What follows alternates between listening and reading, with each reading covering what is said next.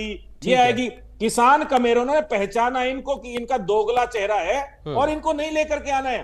Bharatiya Janata party की ऐसी सरकार है, नायब सिंह सैनी जी ऐसे मुख्यमंत्री है जिनको दोबारा से कमान हरियाणा की सौंपनी चाहिए, जो हरियाणा के किसानों की सुध लेते हैं, ठीक है, फसलों पर एमएसपी की बात करते हैं। ठीक है, बाल मुकुंद शर्मा जी, कांग्रेस पार्टी के नेताओं को हम लगातार सुन रहे हैं। उधर दीपेंद्र हुड्डा ये कहते हैं कि किसान विरोधी है बीजेपी। उधर रणदीप सुरजेवाला डीएपी खाद को लेकर भी बोल रहे थे, कमी को लेकर। और अगर किसानों की समर्थन वाली पार्टी कांग्रेस है तो फिर बीजेपी को वोट मिला कैसे? सरकार बीजेपी की बनी कैसे? कांग्रेस पार्टी क्या अपनी बातों को किसानों के बीच में रख नहीं पाई? कांग्रेस पार्टी के जो वादे थे वो हवाई थे। आखिर इसके पीछे की वजह क्या है? कांग्रेस पार्टी लगातार अपनी हार पर मंथन तो कर रही है, किसानों पर किसानों के मुद्दे पर बीजेपी को घेर भी रही है, लेकिन किसानों का समर्थन कांग्रेस पार्टी को क्यों नहीं मिल पाया सर? यह अपने आप में बड़ा प्रश्न है बाल मुकुंद जी। बड़ा प्रश्न तो ईवीएम का भी है पराग जी, लेकिन खैर जब ये सत्ता में फिर मैं कहूंगा कि 37 विधायक कैसे जीत गए उसी ईवीएम से, फिर आप कहेंगे कि ये कुतर्क हो गया।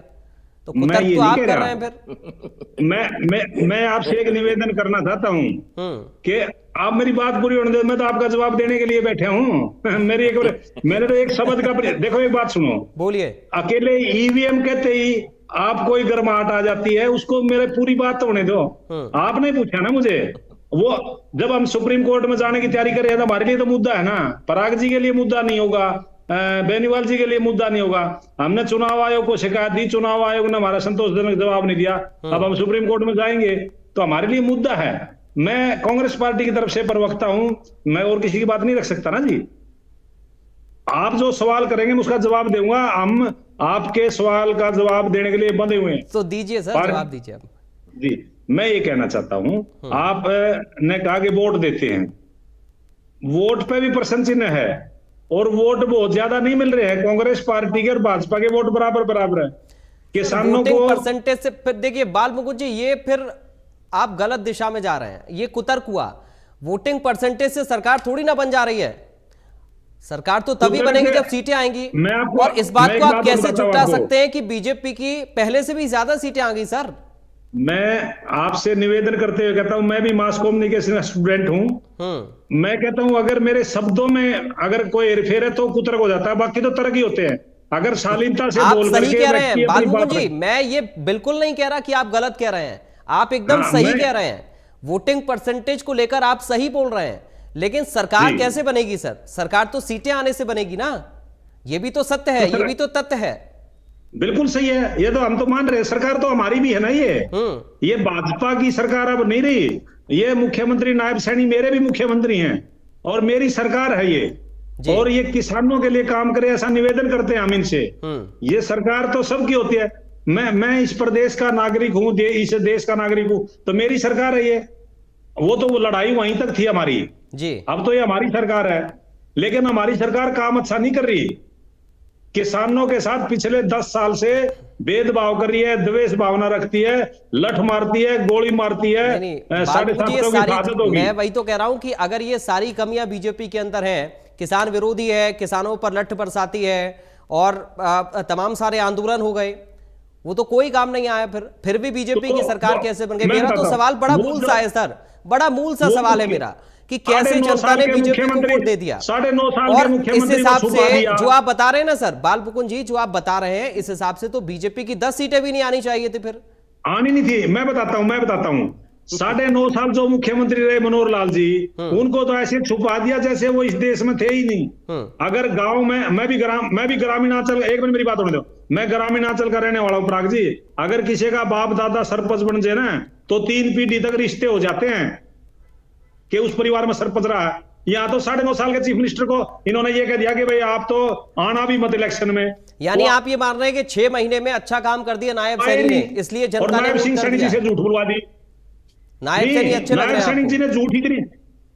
सैनी जी ने झूठ इतनी बोल दी, मुझे कुछ नहीं लग रहा। मैं पढ़ा लिखे आदमी हूँ, मैं पोस्ट ग्रेजुएट हूँ, पढ़ा लिखा व्यक्ति हूँ और पढ़े लिखे तरीके से डिबेट कर रहा हूँ। लेकिन प्रजातंत्र में जो जीता वही सिकंदर है, लेकिन विपक्ष की अपनी आवाज है। विपक्ष अपनी आवाज रखेगा हम सड़कों पर भी रखेंगे, विधानसभा में भी रखेंगे। हमारे 37 विधायक अंदर है और मेरे जैसे लाखों कार्यकर्ता बाहर हैं। अगर 1-2 दिन में इन्होंने नहीं सुधार किया तो हम खुद जाकर के सुधार करेंगे मंडियों में। चलिए, ये हुई विपक्ष वाली बात। लेकिन अमनदीप जी, अब सवाल यही है कि देखिए 37 विधायक तो जीत गए उसी ईवीएम से, और बाकी जो हार गए उन पर ईवीएम पर ठीकरा फोड़ रही है कांग्रेस पार्टी।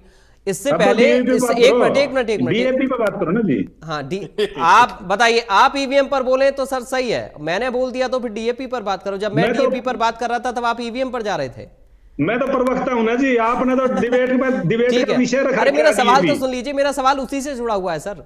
अमनदीप जी, अच्छा जी। सवाल यही है सवाल यही है कि बार बार आरोप लग रहा है किसान विरोधी होने का बीजेपी के ऊपर। कांग्रेस पार्टी बार बार ये कह रही है कि डीएपी खाद की बहुत कमी है और किसान विरोधी ये सरकार है, लेकिन फिर भी वोट मिल गए। इससे पहले किसानों के रिएक्शन भी हमने सुने। किसानों ने यह भी कहा था कि हमने तो माहौल बनाया, कांग्रेस पार्टी उसका फायदा नहीं उठा पाई है।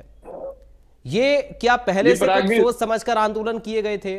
और अब जो डीएपी को लेकर कमी को लेकर बात हो रही है, क्या वो वाकई में नैरेटिव बनाने की कोशिश हो रही है? अमनदीप जी।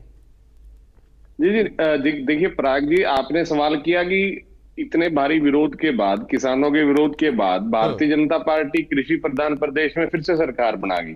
देखिए इसमें सच्चाई है कि सरकार बन गई है, लेकिन अब आप केवल सरकार बनाने का जो सारा श्रेय वो किसानों पर डाल दें कि किसानों ने सबने ही वोट भारतीय जनता पार्टी को दे दिया, उसमें कई सारी चीजें मिसिंग है।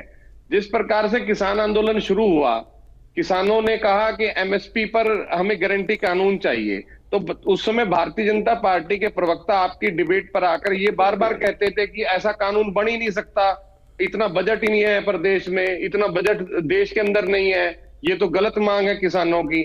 लेकिन चुनाव से ऐन पहले आकर इन्होंने, हरियाणा में केवल 19 फसलें उगती हैं, इन्होंने कहा कि 24 पे एमएसपी देंगे।